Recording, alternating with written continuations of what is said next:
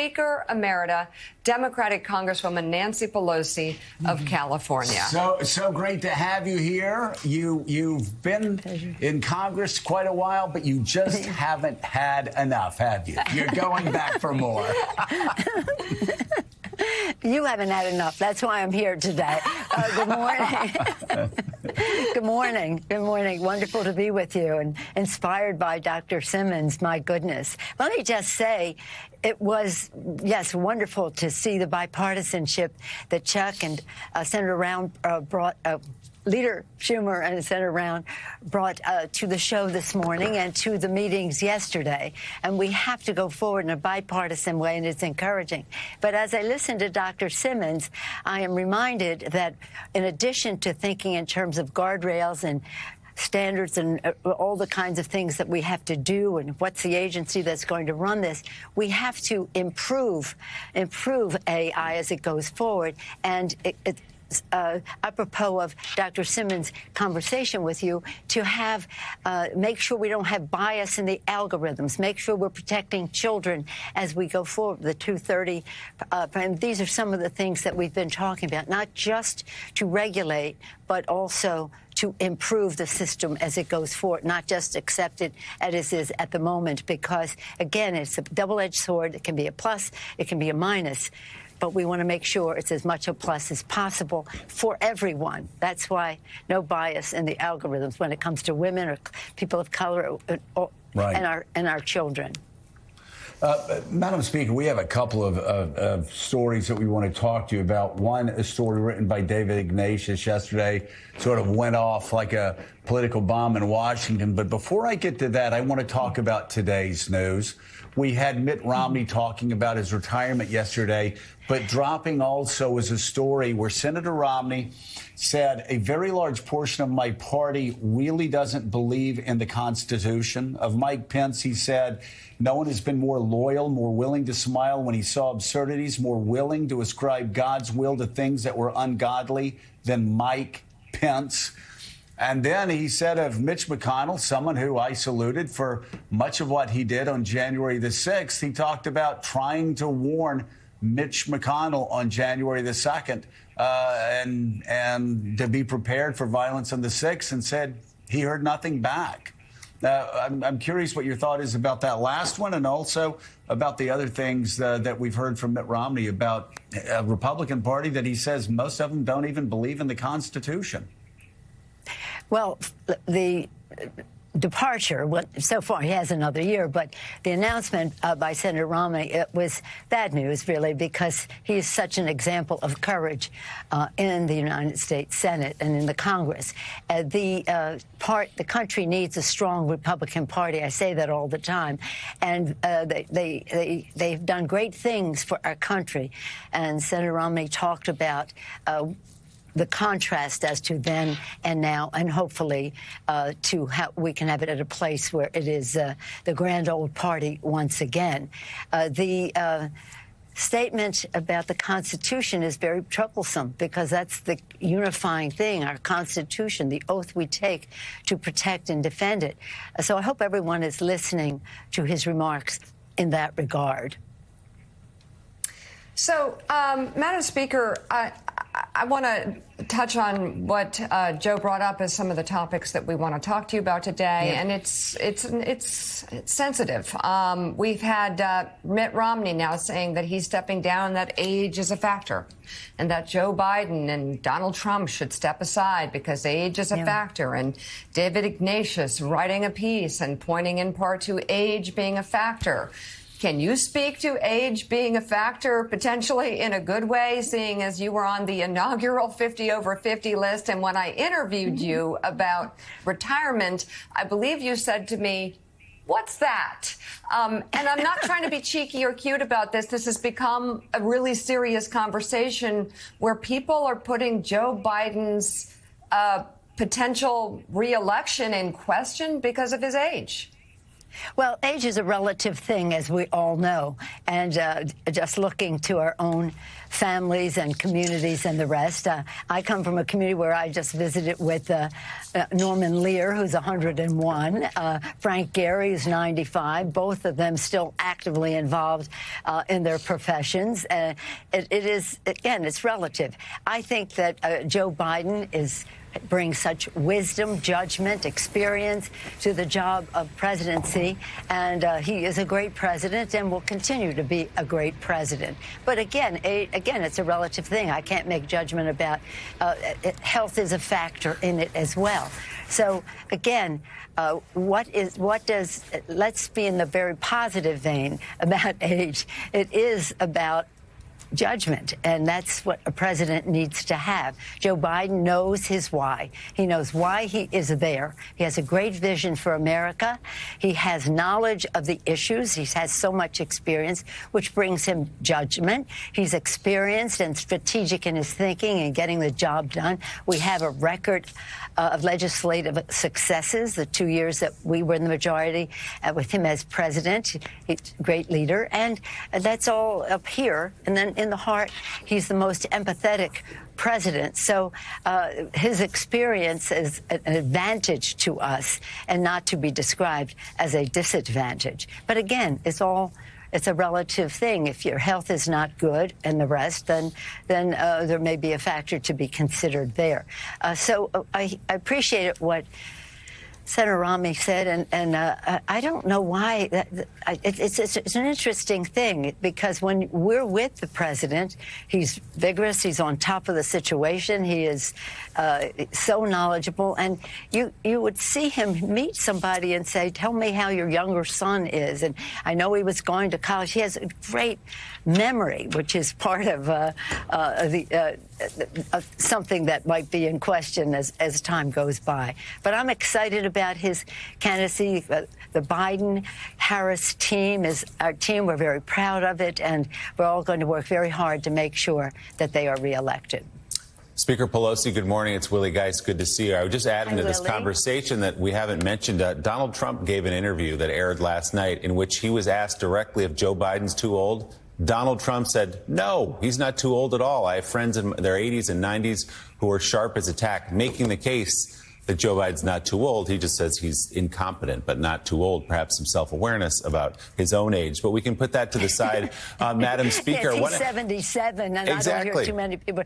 Let me tell you, when I said I was running again, some of the, shall we say, friends on the very left have said, oh, she's too old at 83. But happy birthday, Bernie Sanders, at 82. Right. No, that's right.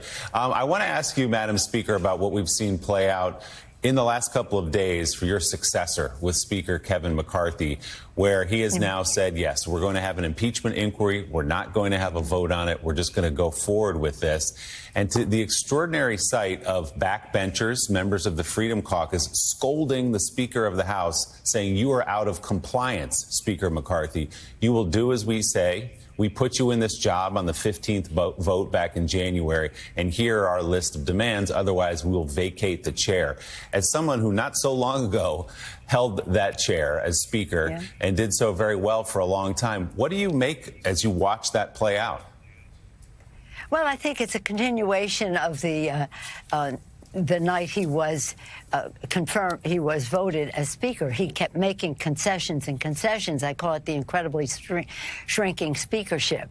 At some point, you have to say, why do I want to be Speaker? What do I want to accomplish? Is it just to be Speaker for the accoutrement of power and this or that, the cars, the this, the that? Or is it about to get the job done for the American people? And if your members have the confidence that you are the person to do the job, then at some point, there's a decision that has to be made. The decision was made in favor of the fringe, and that's what we're living with now. But for example, when I was running for Speaker in 19, right then, I was for pay as you go. And many in my caucus said, well, we don't want pay-as-you-go. You've got to say you can't do pay-as-you-go. That means if you want to spend more money, you have to offset it or you have to have revenue to pay for it. And that was not popular with many members of my caucus. And they were, until you say you're not doing that, we're not voting for you. I said, well, I don't want to be Speaker if I cannot be true to what I believe in terms of fiscal responsibility, as well as offering waivers for climate change and exceptional things. So you have to just, you're either the person they want or you're not.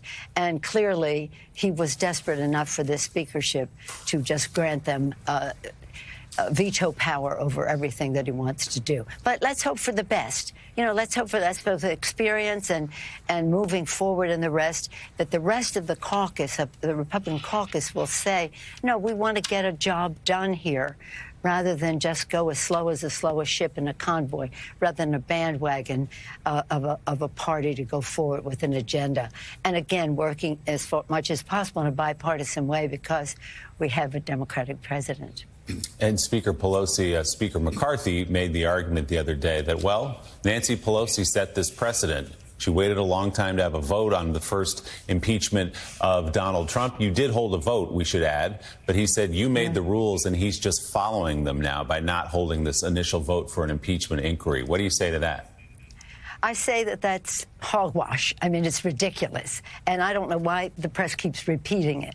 The fact is, we said we were going to, I assigned my committee chairs, 6 of them, to develop the facts, because you have to act upon the facts. That's a strange thing to say maybe around here, but you have to act upon the facts. We had a couple of weeks of doing that, a few weeks of doing that, and 3 or 4 weeks we then prepared to bring the bill to the floor. They've had 8 months of investigation, come up with nothing, and now they're trying to say, well, we're not going to have a vote because Nancy didn't have a vote the first day. No, we had a vote. We were in preparation for a vote. But again, this is a big deal, an impeachment. You have to do it with care and not on impulse.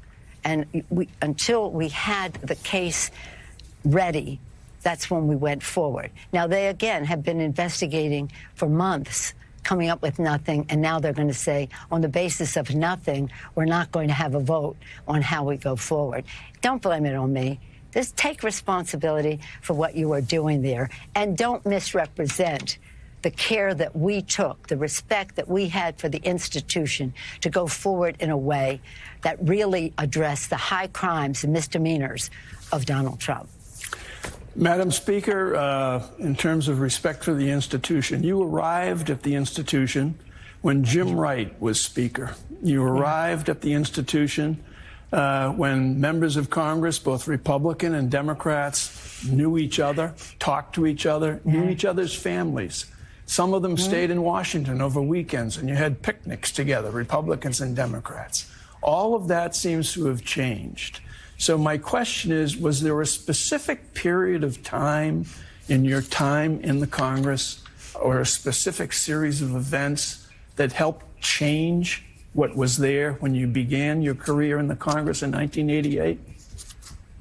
Well, I wouldn't use the word help because it wasn't help, but it did change, and that was the speakership of Newt Gingrich. That changed from the standpoint of disrespect for the other side. The language was call them traitors, call them treasonous, this or that, and it really made the big difference. And then, but we still tried to find common ground. It just took us down a different path, but we still tried to find common ground. What's happening now makes even eclipses that under the former occupant of the White House, because it's like an abandonment of respect for the institutions. I have more respect for the presidency, apparently, than he had, because he's completely disregarded his responsibilities to the point of 2 impeachments that we could not avoid. They were justified. So what's happening right now has taken us to a different place. It's a question. You have to question, where is their patriotism? You heard Mitt Romney say they don't believe in the Constitution. This has to be just a phase we're going through. We have to leapfrog over this and unify the country. As I said, we need a strong Republican Party, strong Democratic Party too, but a strong when I came to Congress, the exhilaration was to be in the debate. Since the beginning of our country, there's been a debate about the role of government, local, state, national, this or that, and we relished that. And we respected that other people had a different point of view. And where do we come to a compromise? Hoping for a high split on our side, of course. But it was exciting from that standpoint. Now it's just even a question of, do you believe in science? Science, science, science. No, no, no. Do you believe in governance? No, no, no. And so you have the chaos on the other side. I always say to members, know your why. Know why you are here. If you know your why, what is it about? It's about a great vision for our country. Know what you're talking about. Be strategic in how you try to attract other people to your point of view.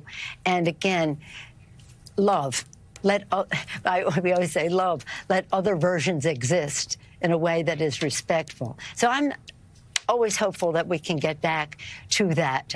I myself am running again because of two things. First of all, my district gave me the latitude for 20 years for every day to be responsible for what's happening on the floor of the House, either in the majority or the minority, from the standpoint of the Democrats in the minority, but of the full House in the majority. Now that we have some problems in my district in San Francisco, which I'm proud to represent, I don't want to say, well, the glory days are over, so I'm leaving. No, I'm here, and nothing makes me prouder. Whatever the positions that my colleagues, the honors my colleagues have given me as Speaker, Leader, Whip, nothing is more proudful for me than to walk on the floor of the House, as I'm sure every member feels, walk on the floor of the House to say, I speak for the people of San Francisco, of my district. And so that's at home, and the threat to our democracy, which is huge. We must win the election, period. Biden, Harris, improve our numbers in the Senate, take back the House for the people. I'm thinking about writing a book. I am working on it, but I'm thinking about calling it, and our flag was still there. You know, I was from Baltimore, 50 years in San Francisco, but from Baltimore, and the national anthem was written there, so I take great pride in it. And, you know, at the ball game, when we come toward the end, everybody cheers in the last line of the national anthem, but I cheer when it says, and proof through the night that our flag was still there.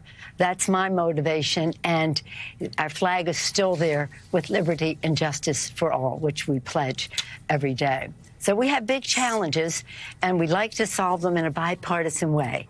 As I said, it was beautiful to see, as you all acknowledged, to see the bipartisanship that I keep calling him Leader Schumer and Senator Round brought to it. We had a conference yesterday where some of the participants this is under Yale, Mr. Sonnenfeld, Professor Sonnenfeld, yesterday morning, and we went through some of this earlier from 8 to 10 before they went over there. And again, it was about nonpartisan, not even bipartisan, nonpartisanship. And that's how we have to go forward. But without any bias in the algorithms against women, children, minorities, and the rest. So, again, we can make it better as we try to manage it so that the best of it comes forward in a bipartisan Speaker Emerita, Nancy Pelosi, thank you so much for coming on the show this morning. We appreciate it, and as always, it's very good to see you.